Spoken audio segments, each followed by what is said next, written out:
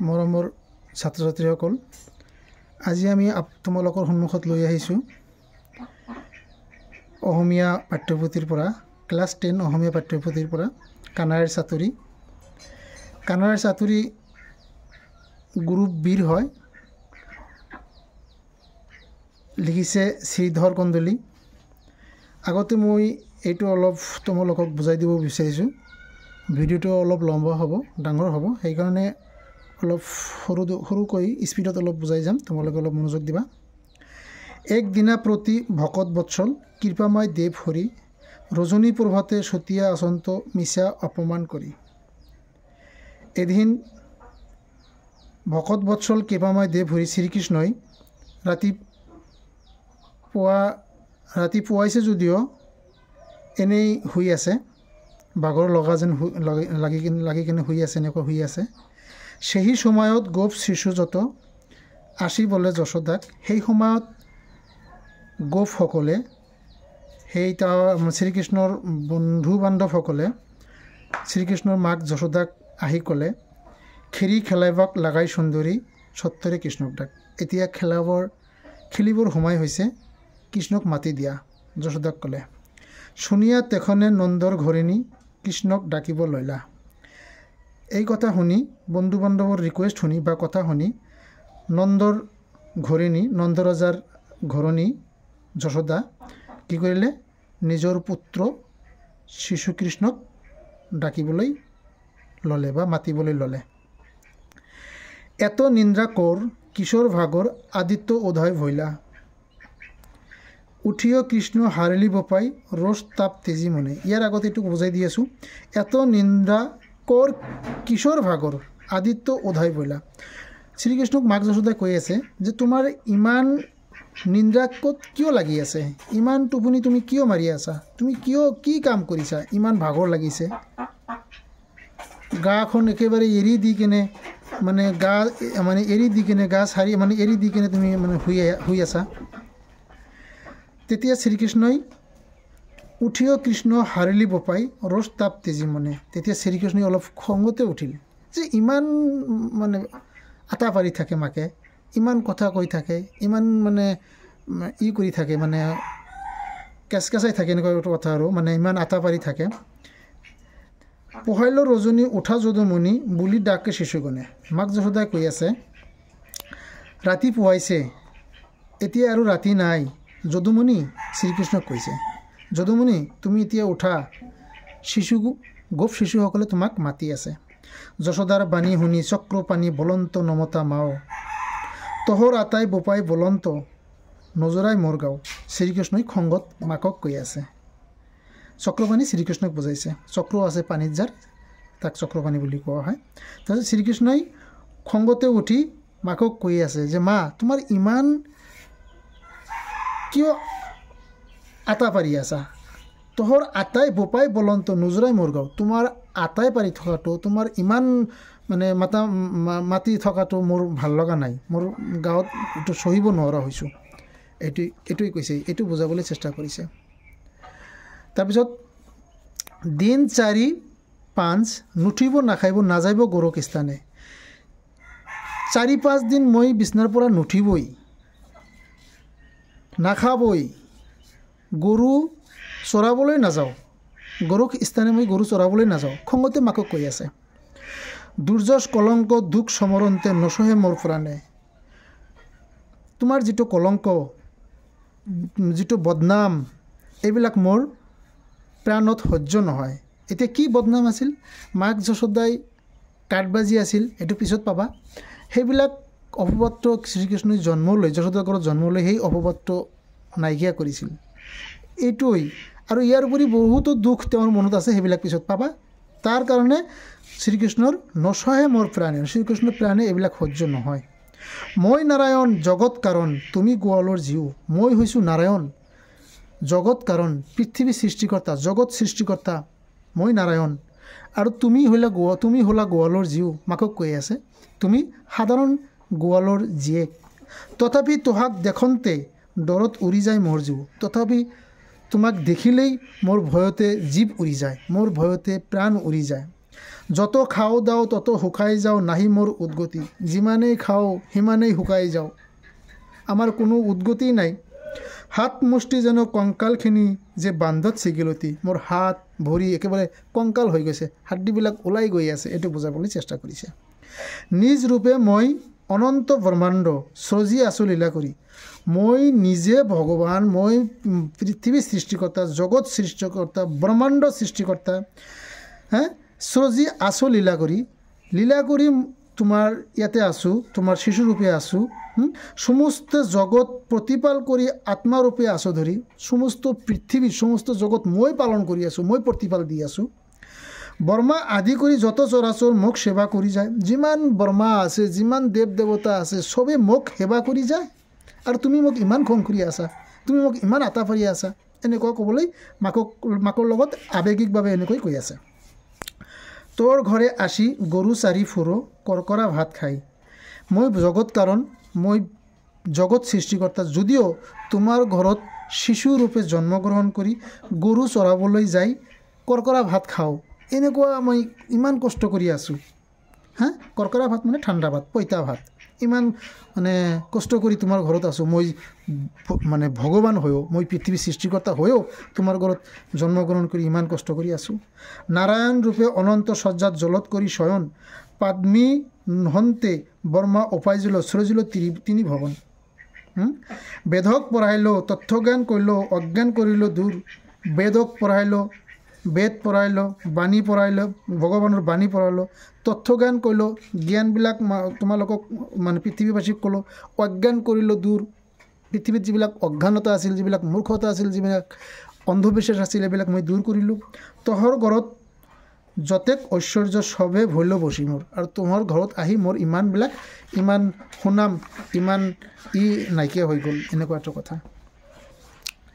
ইয়াতে কৈছে অসুৰৰ ভয়ে পূৰ্ব দেৱগণে চিন্তিয়া গৈলা আমাক অসুৰৰ ভয়ে পূৰ্বৰ দেৱগণে চিন্তিলে গয়া আমাক অসুৰবিলাকৰ ভয়ত দেৱতাসকলে শ্ৰীকৃষ্ণক স্মৰণ কৰিছিল কিয় স্মৰণ কৰিছিল সেইটো পিছত পাবা তথাপি মই কৈ দি আছোঁ এটা সময়ত শ্ৰীকৃষ্ণ দেৱতা আৰু অসুৰৰ মাজত অমৃত খোৱাক লৈ এটা কম্পিটিশ্যন লাগিছিল তেতিয়া দেৱতাসকলে শ্ৰীকৃষ্ণক স্মৰণ কৰিছিল সেইটো ইয়াতে ক'বলৈ চেষ্টা কৰিছে শ্ৰীকৃষ্ণই চতুৰ্ভুজ ৰূপে 80 টাৱাখনে দেখা দিল তাচম্বাক তেতিয়া চতুৰ্ভুজ শ্ৰীকৃষ্ণৰ এটা অৱতাৰ তেতিয়া আহি এই অসুৰবিলাকক তাচম্বাক দেখা দিলে মানে তামাচা দেখাই দিছিল এনেকুৱা কথা মোৰ ৰূপ দেখি চমক লাগিল ত্ৰিদশ পৰিল ধৰি মোৰ ৰূপ দেখি তেতিয়া মোহিনী ৰূপ ধাৰণ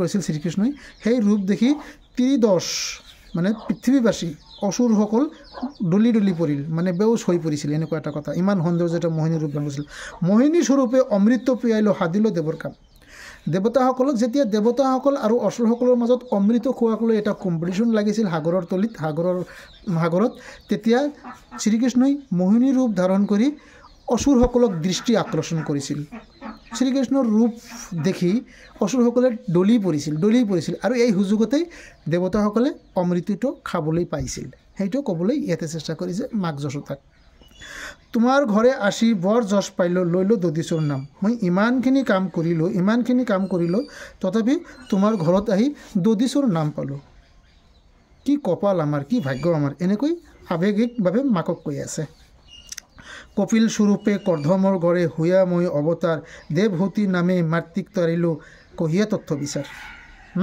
কপিল স্বৰূপ এইটো আছিল শ্ৰীকৃষ্ণৰ এটা অৱতাৰ শ্ৰীকৃষ্ণই কি কৈছিল কপিল ৰূপ লৈ কপিল স্বৰূপে কৰ্দমৰ ঘৰত আহি হুয়া মই অৱতাৰ মানে কপিল অৱতাৰ ৰূপ লৈ কৰ্দমৰ ঘৰত আহি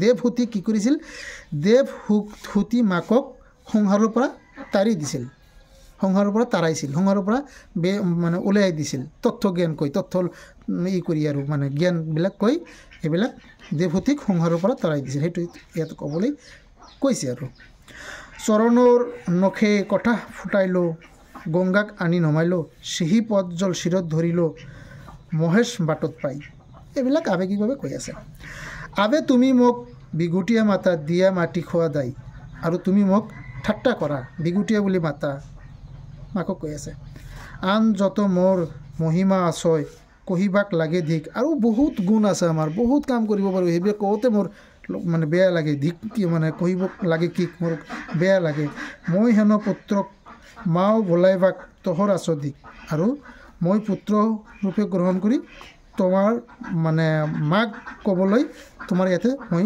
আছোঁ তোমাৰ ঘৰত মই শিশুৰূপে জন্মগ্ৰহণ কৰি আছোঁ ভগৱান হৈও সৃষ্টিকৰ্তা হৈও জগত সৃষ্টিকৰ্তা হৈও এইবিলাক ক'বলৈ চেষ্টা কৰিছে ইয়াতে আছে দেখা কিছু কিছু কৰি দেখিয়া আশাহা তথাপি কৰা আক্ৰোশ আমাৰ এইবিলাক গুণ আমাৰ এইবিলাক যিবিলাক ঐশ্বৰিক গুণ যিবিলাক কাম সেইবিলাক তুমি কিছু কিছু কৰি দেখি আছা তথাপি মোৰ প্ৰতি ইমান আক্ৰোশ কৰি আছা ইমান খং কৰি আছা এক খনিতকে সৰুতি উৰাইব নাথাকক মোৰ দোষ এক খনিকতে এক পলকতে এক ছেকেণ্ডতে তোমাক এইবিলাক সেই আগৰ নিচিনা কৰি দিম এইবিলাক ধ্বংস কৰি দিম তুমি যেনেকুৱা আছিলা তেনেকুৱা কৰিবা মোৰ দোষী নাপাবা এনেকুৱা এটা কথা কৈছে কাঠ বুজি বুলি জগতে হাসয় দেখিলে সমৰে হৰি কাঠ বুজি বুলি তোমাক জগতে হাসিছিল জগতে উপবাস কৰিছিল উপহাস কৰিছিল দেখিলে মোৰ সমৰে হৰি কিন্তু কাঠবাজি মানে যি মাতৃৰ সন্তান নহয় নন্দৰ ঘৰণী আছিল যশোদা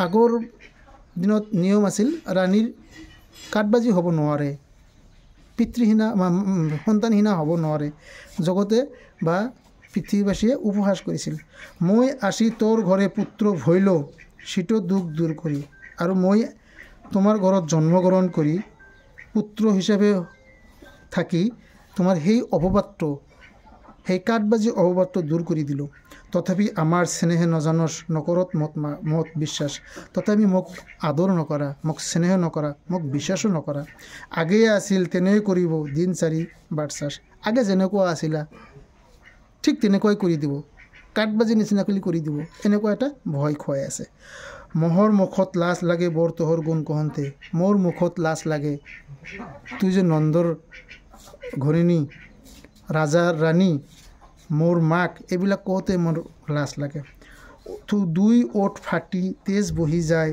বাঁহৰ বংশী বজাওঁতে বাঁহৰ বংশী বজাওঁতে মোৰ দুই ঠোঁট ফাটি যায় আৰু তুমি নন্দৰ ৰজাৰ ৰাণী এইবিলাক কওঁতে মোৰ মানে লাজ লাগে এনেকুৱা ক'বলৈ গৈ আছে ছয় ৰতি সোণৰ বংশী গৰাই নেদয় ৰাজ পাটচৰী হৈ ছয় ৰতি সোণ দি কেনে বাচি বনাই দিব পৰা তুমি নন্দৰ ৰাজাৰ ঘৰণী ৰাজাৰ ল'ৰা মই কিন্তু তথাপিও সেইটো নকৰাকৈ মই বাঁহৰ বাচি বজাই মোৰ ঠোঁট দুটি ফাটি যায় এনেকুৱা ক'বলৈ চেষ্টা কৰিছে গাততে পততে পেটাৰী বান্ধতে ধনত লাগিব জুই তুমি ৰাজাৰ ৰাণী তোমাৰ ইমান ৰাজ্য কোনে চাব এই ৰাজ দৰবাৰ কোনে চাব ৰাজৰ পইচাবিলাক কোনে চাব সম্পদবিলাক কোনে চাব কি কৰিবা এইবিলাক মানে ধনত জুই লাগি যাব সম্পদত জুই লাগি যাব এনেকৈ ক'বলৈ চেষ্টা কৰিছে গৰু জাক লাগি অন্ন দি পঠাস সিও হয় একমুঠি মই যে গৰু চৰাবলৈ যাওঁ গৰু চৰাবলৈ দিয়ে তাতে যি খাবলৈ দিয়ে ভাত খাবলৈ দিয়ে সিও হয় একমুঠি আধা পেটতে উঠাই আহিব লাগে এনেকুৱা এটা ক'বলৈ চেষ্টা কৰিছে এক গ্ৰাছ খালে আৰু গ্ৰাছে নাটে যাওঁ আধা পেটে উঠি অলপ খাইলে শেষ হৈ যায় আধা পেটত উঠি যাব লগা হয় গৰু আঘৰন্তে ধাতু যায় মোৰ কণ্টক বনত বিন্ধি আৰু গৰু ৰাখিবলৈ গৈ সেই গৰু চৰাবলৈ গৈ সেই পথাৰত কণ্টক বনবিলাক বিন্ধি কণ্টক বনৰ কাঁইট বিন্ধি ভৰি বিন্ধে ৰক্তেজ ওলাই এনেকুৱা ক'বলৈ চেষ্টা কৰিছে বা কৈছে চফৰ দিনতে লৱৰীয়া ফৰু নতুৱা কটাক পিন্ধি এনেকৈ কৈছে আৰু ইফালে আৰু কৈছে কি কৈছে দেখা এইফালে কৈছে কুটা কৰি চুলি পৰে গৰু ধূলি কুকুহা পাৰি খাই গৰু চৰাবলৈ যাওঁতে যিবিলাক ধূলি বালিবিলাক সেইবিলাক মূৰত পৰাই চুলিবিলাক জটা বান্ধি গৈছে মূৰত তেল নাই এনেকৈ ক'বলৈ চেষ্টা কৰিছোঁ গোটা গুটি কৰি জটা বান্ধিলে তেল মাথো দেখা নাই মোৰ মূৰত তেল দেখা নাপায় চুলিবিলাক জটা বান্ধি গৈছে গোটা গুটি কৰি জটা বান্ধিলে চুলিবিলাক জটা বান্ধি গৈছে মানে বহুদিন মূৰত চাবোন নলোৱাকৈ তেল পানী নলোৱাকৈ ৰাখিলে চুলিবিলাক জটা বান্ধি যায়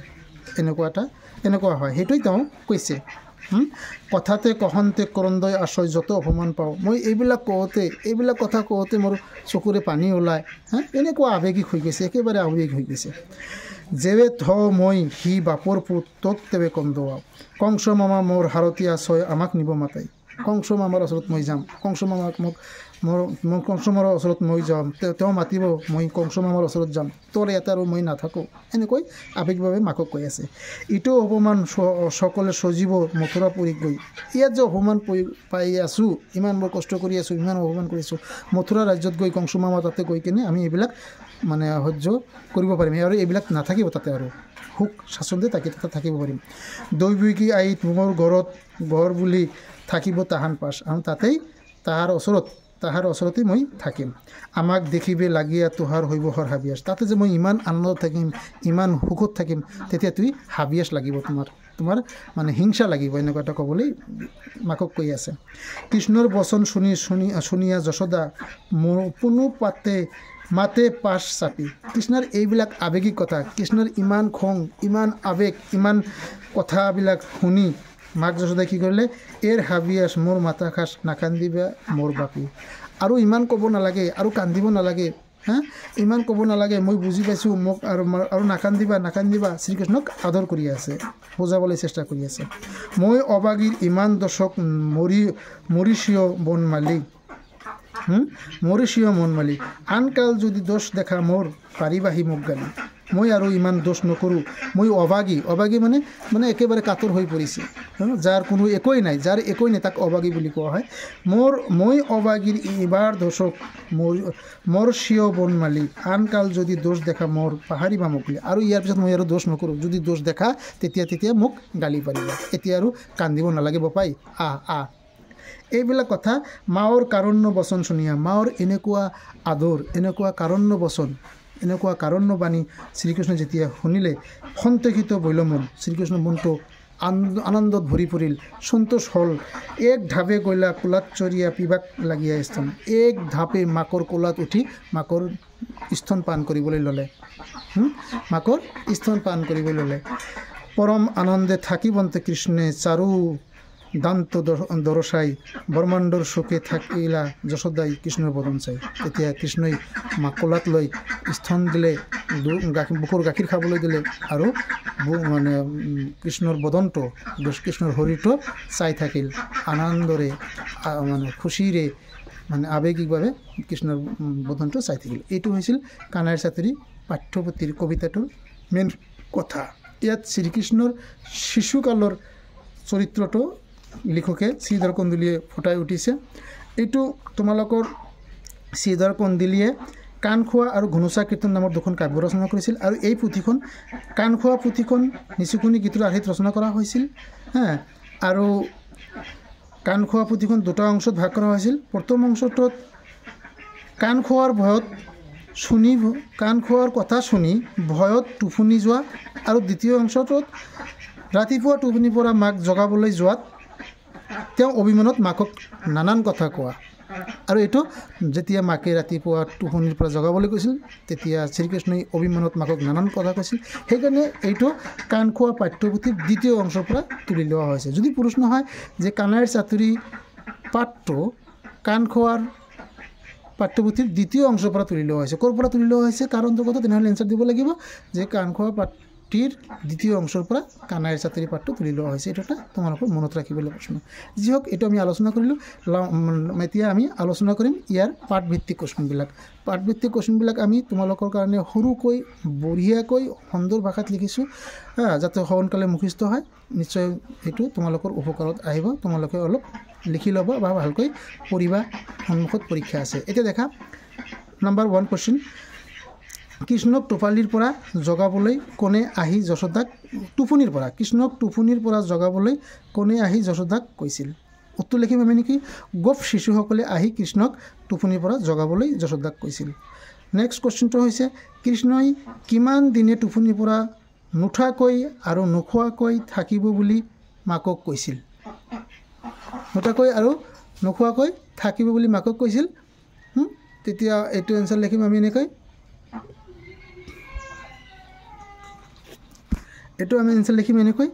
যে কৃষ্ণই 4-5 দিন টোপনিৰ পৰা নুঠাকৈ আৰু নোখোৱাকৈ থাকিব বুলি মাকক কৈছিল। নেক্সট কুৱেশ্যন, দেৱতাসকলক অমৃত খুৱাবলৈ কৃষ্ণই কি ৰূপ ধাৰণ কৰিছিল? উত্তৰ, দেৱতাসকলক অমৃত খুৱাবলৈ কৃষ্ণই মোহিনীৰ ৰূপ ধাৰণ কৰিছিল। নেক্সট কপিল মুনিৰ মাতৃ কোন আছিল? কপিল মুনিৰ মাতৃ কোন আছিল? উত্তৰ লিখিম কপিল মুনিৰ মাতৃ দেৱভূতি আছিল। নেক্সট, কি ৰূপ ধাৰণ কৰি কৃষ্ণই বলিক ছলনা কৰিছিল? বামন ৰূপ ধাৰণ কৰি কৃষ্ণই বলিক ছলনা কৰিছিল। 2 নম্বৰ কুৱেশ্যন, তথাপি তোহাক দেখোঁতে ডৰত উৰি যায় মোৰ জীউ, এই কথাষাৰ কাৰ উক্তি? কাক দেখি কিয় তেওঁৰ ভয়ত জীউ উৰি যায় বুলি কৈছিল বুজাই লিখা। উত্তৰত লিখিম এইষাৰ উক্তি শ্ৰীকৃষ্ণৰ। তেওঁ মাতৃ যশোদাক উদ্দেশ্য কৰি উক্ত কথাষাৰ কৈছে। কৃষ্ণই কৈছে যে তেওঁই জগতৰ সৃষ্টিকৰ্তা নাৰায়ণ, যাৰ ভয়ত দেৱতাসকলেও ত্ৰাসত থাকে। ত্ৰাস মানে ভয়ত থাকে। কিন্তু তেনে নাৰায়ণ হৈও তেওঁ গোৱালৰ ঘৰত যশোদাৰ পুত্ৰ হিচাপে থাকিবলগীয়া হৈছে আৰু সামান্য ভুলতে মাকৰ গালি শুপনি আৰু মাৰৰ ভয়ত, মানে মাকে পিটিব, মাৰৰ ভয়ত তেওঁৰ জীৱ উৰি যোৱাৰ দৰে অৱস্থা হয়। নেক্সট পেৰাগ্ৰাফত লিখিম, পেৰাগ্ৰাফ এটা কৰিম। ইয়াত ভগৱান শ্ৰীকৃষ্ণই নিজৰ ঐশ্বৰিক মহিমা আৰু মানৱীয় দুৰ্বলতাৰ মাজত থকা পাৰ্থক্যটো দেখুৱাবলৈ গৈ মাকক অভিমানত এনেকৈ কৈছে, ভয় খুৱাবলৈ চেষ্টা কৰিছে। ঠিক আছে। নেক্সট কুৱেশ্যনটো হৈছে 3 নম্বৰ কুৱেশ্যনটো হৈছে মোহিনী স্বৰূপে অমৃত পিয়ালো সাধিলো দেৱৰ কাম। কোনে মোহিনীৰ ৰূপ ধাৰণ কৰিছিল? তেওঁ কাক অমৃত খুৱাই দেৱতাৰ কাম সমাধা কৰিছিল? খৰচি মাৰি লিখা। উত্তৰ লিখিম আমি এনেকৈ, ভগৱান বিষ্ণুৱে অৰ্থাৎ শ্ৰীকৃষ্ণ মোহিনীৰ ৰূপ ধাৰণ কৰিছিল। সমুদ্ৰ মন্থনৰ সময়ত যেতিয়া অমৃত ওলাইছিল তেতিয়া দেৱতা আৰু অসুৰৰ মাজত অমৃত পান কৰাক লৈ কাজিয়াৰ সৃষ্টি হৈছিল, এটা কম্পিটিশ্যন লাগিছিল। তেতিয়া ভগৱান বিষ্ণুৱে এগৰাকী সুন্দৰী নাৰীৰ মোহিনী ৰূপ ধাৰণ কৰি অসুৰসকলক তেওঁৰ ৰূপৰ মোহৰ ছলনা কৰি দেৱতাসকলক অমৃত পান কৰাইছিল। এইদৰে তেওঁ দেৱতাসকলক অমৰত্ব প্ৰদান কৰি দেৱতাৰ কাৰ্য সাধন কৰিছিল। 4 নম্বৰ কুৱেশ্যনটো হৈছে মাকৰ কি কি গুণৰ কথা ক'বলৈ শ্ৰীকৃষ্ণৰ লাজ লাগে বুলি কৈছিল? কথাখিনি তোমাৰ নিজৰ ভাষাত বুজাই লিখা। উত্তৰ লিখিম আমি এনেকৈ, শ্ৰীকৃষ্ণই অভিমান কৰি মাকক কৈছিল যে তেওঁৰ গুণৰ কথা ক'বলৈ লাজ লাগে, কাৰণ তেওঁৰ মুখত লাজ লাগে যেতিয়া তেওঁ বাঁহৰ বাঁহী বজাওঁতে ওঠ ফাটি তেজ ওলায়, গৰু চৰাবলৈ যাওঁতে কণ্ঠক মনত ভৰি বিন্ধে, খাবলৈ কৰ্কৰা ভাত দিয়ে সিও হয় একমুঠি, তেলৰ অভাৱত মূৰৰ চুলি জোতা বান্ধে। এই সকলো দুখ কষ্টৰ কথা কৈ ভগৱান কৃষ্ণই মাকৰ ওচৰত অভিমান প্ৰকাশ কৰিছে। 5 নম্বৰ কুৱেশ্যন, চুমু টকা লিখা। বামনটো হৈছে চুমু টকা হিচাপে এইটো আহে 1 মাৰ্কৰ কাৰণে বা 2 মাৰ্কৰ কাৰণে। যোৱাবেলি 2025 আহিছিল, সেইটো পিছত পাবা। কপিল এইটো আছিল, কপিল মুনিৰ বিষয়ে চুমুকৈ আলোচনা কৰা। তো এইটো এনেকৈ কুৱেশ্যন হ'ব পাৰে, বামনৰ বিষয়ে চুমুকৈ আলোচনা কৰা, বামন কোন আছিল এনেকৈ আহিব পাৰে। তো বামন কি লিখিম, বামন ভগৱান বিষ্ণুৰ 5ম অৱতাৰ।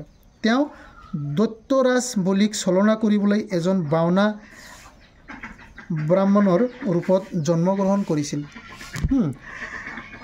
বলিৰ যজ্ঞলৈ গৈ তেওঁ 3 খোজ মাটি দান বিচাৰিছিল আৰু বিৰাট ৰূপ ধাৰণ কৰি 2 খোজেৰে স্বৰ্গ আৰু মৰ্ত অধিকাৰ কৰি 3য় খোজটো বলিৰ মূৰত দি তেওঁক পাতাললৈ পঠিয়াইছিল। এইখিনি লিখিলেই হৈ যাব 2 মাৰ্কৰ কাৰণে। নেক্সট চুমু টকা বা এইটো হৈছে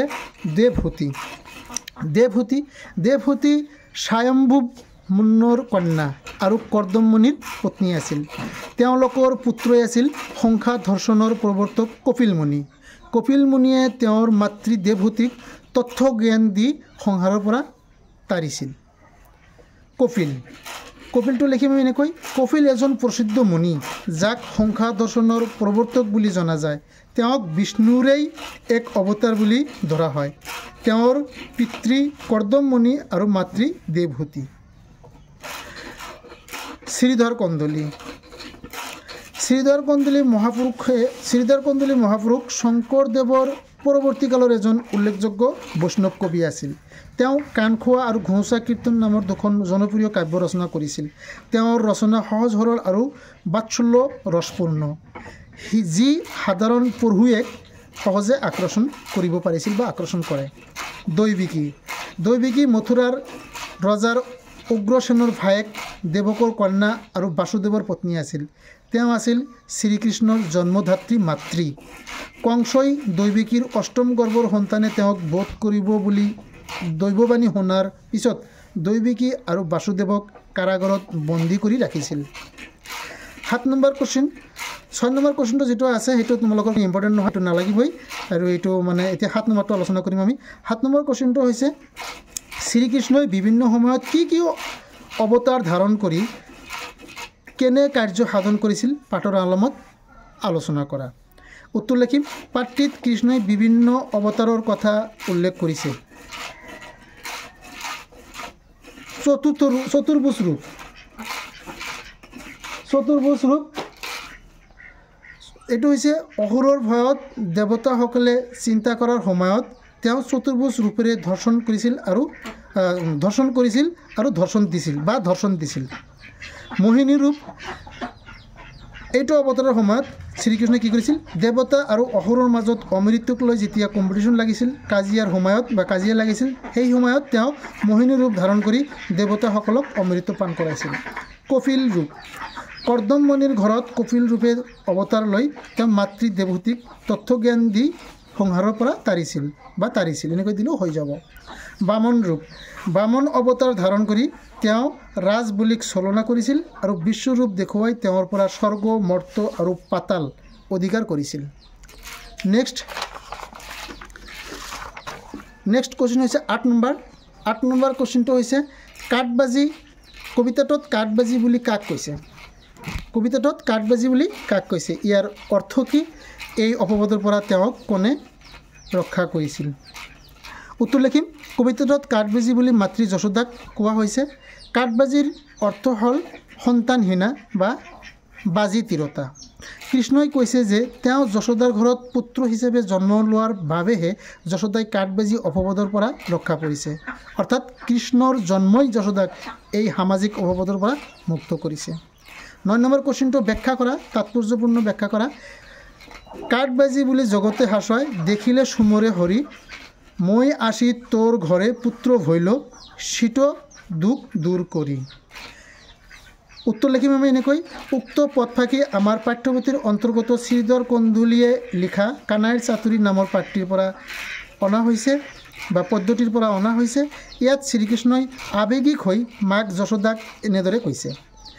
কৃষ্ণ আছিল ভগৱান বিষ্ণুৰ মানৱ অৱতাৰ। শিশু অৱস্থাত তেওঁ যশোদাৰ দ্বাৰা লালিত পালিত হৈছিল। আনহাতে যশোদা আছিল সন্তানহীনা। সন্তান নথকাৰ বাবে সকলোৱে যশোদাক কাঠবাজি বুলি অপহাস কৰিছিল। সেই দুখৰ পৰা মুক্তি পাবৰ বাবে তেওঁ একান্ত চিত্তে ভগৱানৰ আৰাধনা কৰিছিল। ইয়াত তেওঁ হৈছে যশোদা। ভগৱান কৃষ্ণই যশোদাৰ পুত্ৰৰূপে আৱিৰ্ভাৱ হৈ সেই কাঠবাজি অপবাদ দূৰ কৰিছিল। পেৰাগ্ৰাফ কৰি লিখিম আমি। মাক যশোদাই কৃষ্ণক ভালদৰে যত্ন নলয় বুলি মাকৰ ওপৰত অভিমান কৰি যশোদাই সেই কথাষাৰ খবৰাই দিছে। এয়াই হৈছে পদফাকিৰ তাৎপৰ্য। খ নম্বৰ হৈছে মোহিনী স্বৰূপে অমৃত পিয়ালো সাদিল দেৱৰ কাম, তোমাৰ ঘৰে আসি বৰ যশ পাইল লৈল দদিচুৰ নাম। উত্তৰটো লিখিম আমি এনেকৈ। উক্ত পদফাকি আমাৰ পাঠ্যপুথিত থকা শ্ৰীধৰ কন্দুলী ৰচিত কানাইৰ চাতুৰী নামৰ পাঠটিৰ পৰা তুলি অনা হৈছে। নেক্সট পেৰাগ্ৰাফ কৰিবা। পেৰাগ্ৰাফ কৰি লিখিবা। ভগৱান বিষ্ণুৱে বিভিন্ন সময়ত বিভিন্ন ৰূপ ধৰি অনেক কাৰ্য সাধন কৰিছিল।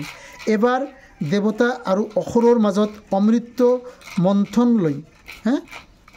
মন্থন লৈ তুমুল প্ৰতিযোগিতা হৈছিল। সেই সময়ত কৃষ্ণই মোহিনী ৰূপ ধাৰণ কৰি অসুৰসকলক দৃষ্টি আকৰ্ষণ কৰিছিল। সেই সুযোগতে দেৱতাসকলে অমৃত পান কৰি অমৃত লাভ কৰিছিল। পেৰাগ্ৰাফ কৰিম আৰু।